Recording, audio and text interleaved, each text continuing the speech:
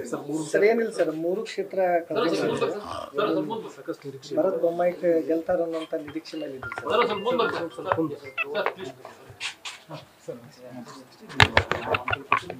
ಮೊಟ್ಟ ಮೊದಲನೇದಾಗಿ ಶಿಗ್ಗಾಂವ್ ಸವಣೂರು ಜನರ ಒಂದು ತೀರ್ಪೇನಿದೆ ಅದನ್ನು ನಾವು ತೆರೆಬಾಗಿ ಒಪ್ಕೊಳ್ತೀನಿ.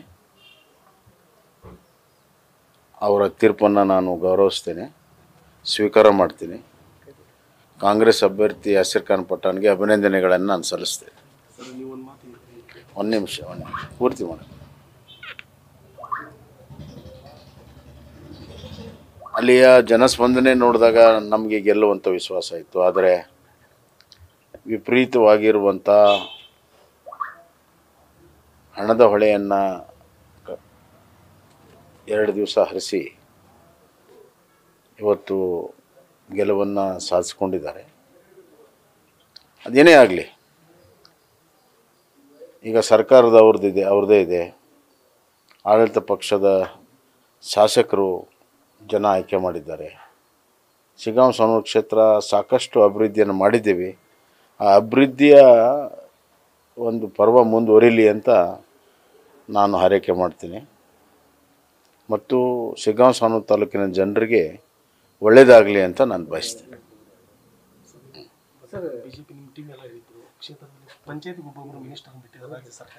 ಅದೆಲ್ಲ ಗೊತ್ತಾಗಿದೆಯಲ್ಲ. ಈಗ ಸುಮಾರು 10 ಜನ ಸಚಿವರು, 40ಕ್ಕಿಂತ ಹೆಚ್ಚು MLAಗಳು, ಮಾಜಿ MLAಗಳು ಎಲ್ಲರೂ ಬಂದು ಕನಸು ಮಾಡಿದ್ದಾರೆ. ಅದಕ್ಕೆ ನೀವು ಕೂಡ ಹೇಳಿದ್ರಲ್ಲ ಬೊಮ್ಮಾಯಿ ವರ್ಸಸ್ ಸರ್ಕಾರ ಅಂತ. ಇಲ್ಲಿ ಸರ್ಕಾರದ ಯಂತ್ರ, ಹಣ, ಅದರ ಲಾಭದಿಂದ ಅವ್ರು ಗೆದ್ದಿದ್ದಾರೆ. ಸರ್, ಮಹಾರಾಷ್ಟ್ರ ಮತ್ತು ಮಹಾರಾಷ್ಟ್ರದಲ್ಲಿ ಬಿಜೆಪಿ ಭರ್ಜರಿ ಇದು ಮಾಡಿದೆ ಸರ್, ಅಂದರೆ ಮಾಹಿತಿ. ಮಹಾರಾಷ್ಟ್ರದಲ್ಲಿ ನಿರೀಕ್ಷೆಯಂತೆ BJP ನೇತೃತ್ವದ ಮಹಾಯುತಿ ಅಬ್ಸಲ್ಯೂಟ್ ಮೆಜಾರಿಟಿಗಿಂತ ಹೆಚ್ಚು 2/3 ಮೆಜಾರಿಟಿ ಹತ್ರ ಇವತ್ತು ಗೆಲ್ತಾ ಇದೆ.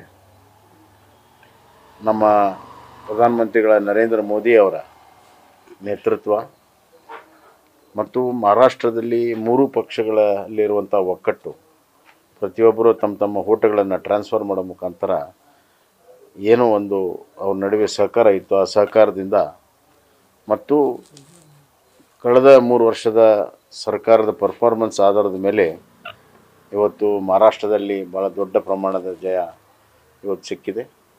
ಇದು ನರೇಂದ್ರ ಮೋದಿ ಅವರ ಲೋಕಸಭಾ ನಂತರ ನರೇಂದ್ರ ಮೋದಿ ಅವರು ಪರವಾಗಿ ಜನ ಗಟ್ಟಿಯಾಗಿ ನಿಂತಿರುವಂಥದ್ದು ಸಾಕ್ಷಿಯಾಗಿದೆ. ಮತ್ತು ವಿರೋಧ ಪಕ್ಷ ಕಾಂಗ್ರೆಸ್ಸು ಏನು ಲೋಕಸಭಾದಲ್ಲಿ ಕೆಲವು ಸೀಟುಗಳನ್ನು ಹೆಚ್ಚಿಸಿ ಬಿಗಿತಾ ಇದ್ದರು, ಅವರಿಗೆ ಅವರ ಸ್ಥಾನವನ್ನು ಮಹಾರಾಷ್ಟ್ರ ಜನ ತೋರಿಸಿದ್ದಾರೆ. ಸರ್, ಈ MP ಚುನಾವಣೆಯಲ್ಲಿ ಶಿಗ್ಗಾಂವ್ ಕ್ಷೇತ್ರದಲ್ಲಿ ಸ್ವಲ್ಪ ಕಡಿಮೆ ಅಂತರ ಬಂದಿತ್ತು ಸರ್. ಅವಾಗಲೇ ಅಲರ್ಟ್ ಆಗಿದ್ರೆ ಏನಾದರೂ ಗೆಲ್ಲುವಂಥ ಸಾಧ್ಯತೆ ಇಲ್ಲ. ಅಲರ್ಟ್ ಆಗಿ ಏನೆಲ್ಲ ಕೆಲಸ ಮಾಡಿದ್ದೀವಿ, ಆದರೆ ಇಡೀ ಸರ್ಕಾರ ಬಂತು. ಕೆಲವು ವಿಚಾರಗಳನ್ನು ನಾವು ಬೇರಂಗೆ ಹೇಳೋಕ್ಕಾಗಲ್ಲ. ಭಾಳ ದೊಡ್ಡ ಪ್ರಮಾಣದಲ್ಲಿ ಆಡಳಿತ ಯಂತ್ರ, ಮಂತ್ರಿಗಳು, ಹಣದ ದುರುಪಯೋಗ ಭಾಳ ಆಗಿದೆ. ಮತ್ತು ಸಾಮಾನ್ಯವಾಗಿ ಉಪಚುನಾವಣೆಯಲ್ಲಿ ಸರ್ಕಾರಕ್ಕೆ ಒಂದು ಅಡ್ವಾಂಟೇಜ್ ಇರ್ತದೆ. ನಾವು ಕೂಡ ಒಂದು ಕಾಲದಲ್ಲಿ 17 ಬೈ ಎಲೆಕ್ಷನಲ್ಲಿ 13 ಗೆದ್ದಿದ್ವಿ. ಇದು ಸರ್ಕಾರದ ಪರ್ಫಾರ್ಮೆನ್ಸ್ ಮೇಲೆ ಇದು ಒಂದು ಹೋಟ್ ಅಂತಲ್ಲ. ಹಿಂದೆ ನಾವು 17 ಗೆದ್ದಿದ್ವಿ, 17ರಲ್ಲಿ 13 ಗೆದ್ದಿದ್ವಿ. ತದನಂತರ ನಾವು ಸರ್ಕಾರ ಕಳ್ಕೊಂಡಿದ್ವಿ. ಹೀಗಾಗಿ ಕಾಂಗ್ರೆಸ್ ಪಕ್ಷ ತಮ್ಮ 1.5 ವರ್ಷ ಆಡಳಿತಕ್ಕೆ ಸರ್ಟಿಫಿಕೇಟ್ ಅಂತ ತಿಳ್ಕೊಳ್ಳೋ ಅವಶ್ಯಕತೆ ಇಲ್ಲ. ನ್ಯೂಸ್ ಫಸ್ಟ್, ನಿರ್ಭೀತಿಯಿಂದ ನಿಮ್ಮ ಪರವಾಗಿ.